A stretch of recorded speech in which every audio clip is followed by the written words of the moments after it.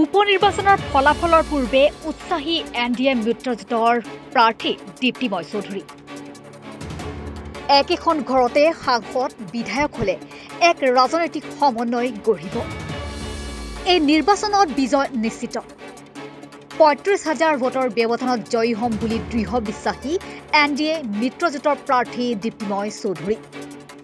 প্ৰথম ১.৫ বছৰীয়া কাৰ্যকালত বিশেষভাৱে মহিলা আৰু ছাত্ৰ-ছাত্ৰীসকলৰ কাৰণে কাম কৰিব বুলি মন্তব্য কৰে এনডিএ মিত্ৰজোঁটৰ প্ৰাৰ্থী দীপ্তিময় চৌধুৰীয়ে। এই 10টা দিন এইকেইদিন নাছিলোঁ ঘৰত, অলপ ঘৰৰ কাম কৰিলোঁ। তাৰপিছত ৰাইজৰ খবৰ ল'লোঁ, ক'ত কেনেকৈ আছে ৰাইজখিনি, মানুহ ভালে আছে নে সেইটো খবৰ ল'লোঁ। পৰহি চিকিবিকি গ'লোঁ, গোটেই চিকিবিকি তিলক গাঁও 2টা পঞ্চায়তৰ চব আমাৰ দলৰ মানুহখিনিক লগ কৰিলোঁ, তেওঁলোকৰ খবৰ ল'লোঁ। আৰু তেনেকৈ 2জনৰ মানুহ ঢুকাইছে, মৃতকৰ ঘৰত গ'লোঁ।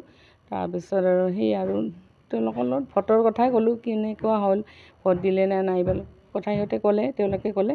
তাৰপিছত বেছি সংখ্যক মানুহে কৈছে সমৰ্থন দিছে আৰু সেইটোৱে কথা। অহা 23 তাৰিখৰ ফলাফল কি হ'ব বুলি দেখি আছে আপুনি? ফলাফল ভাবিছোঁ জিকিমে আৰু সেইটোৱে ভাবিছোঁ। আৰু কেনেকৈ কেলকুলেশ্যন কি দেখিছে, ব্যৱধান কি, কিমান পাব কি? ভাবিছোঁ 35 মান পাব লাগে, বেছি আৰু আমি সেইটো ভাবিছোঁ। 35 ভাবি আছোঁ আৰু।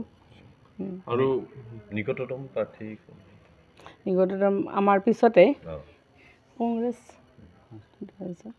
কংগ্ৰেছৰ পৰা প্ৰায় 35,000 ভোটত আমাৰ মানে ব্যৱধান হ'ব বুলি ভাবিছোঁ। তেওঁলোকতকৈ আমি 35,000 মান বেছি পাম বুলি ভাবি আছোঁ। আৰু যদি আপুনি জিকি যায়, একেটা ঘৰত MP MLA সেইটো হ'ব আৰু একেটা ঘৰতে মানে এটা মানে সমন্বয় হ'ব, ক'ব গ'লে ৰাজনৈতিক সমন্বয়।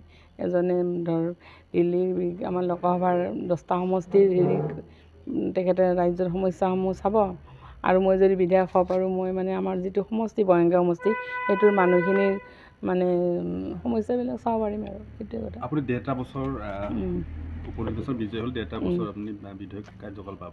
এই 1.5 বছৰৰ কাৰণে বিশেষভাৱে কি পৰিকল্পনা থাকিব আপুনি?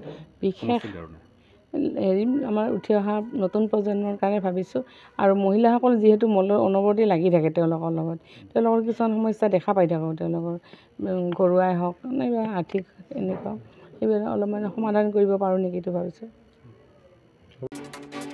বঙাইগাঁৱৰ পৰা ছৈয়দ আফতাব আলীৰ ৰিপৰ্ট, ৰিপাব্লিক।